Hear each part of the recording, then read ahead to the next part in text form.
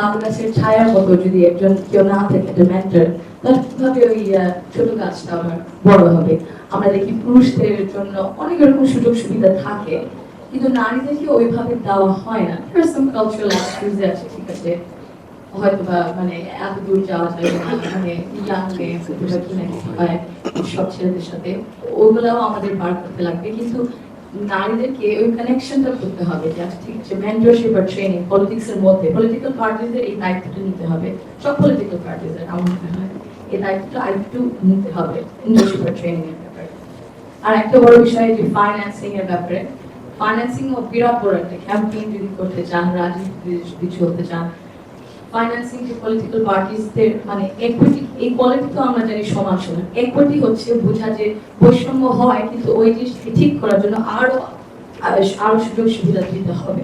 তো ওই একটা বড় জিনিস যেটা I think political party should take more responsibility নারী নিরাপত্তার দিক থেকে, in terms of cyber bullying আর ফিজিক্যাল অলসো সেফটি।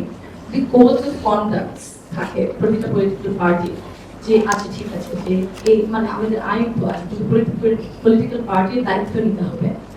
দায়িত্ব যে কোড অফ কন্ডাক্ট সেফটির দিক থেকে, যদি কোনো নারী নেত্রী, স্টুডেন্ট লিডার যে কোনো কিছু হয়, তাহলে ওরা ওদের মানে এই লিগাল নাহলে কোড অফ কন্ডাক্টের মধ্যে ঠিক আছে, ভিতরেও যদি কিছু হয় আমরা দায়িত্বটা নিব যে আমরা ওনাকে প্রোটেক্ট করবো, ওনাকে ওনার পাশে থাকবো, ওনার পাশে দাঁড়িয়ে থাকবো, ছেড়ে দেবো না। এই জিনিসটা চিন্তা করতে লাগবে।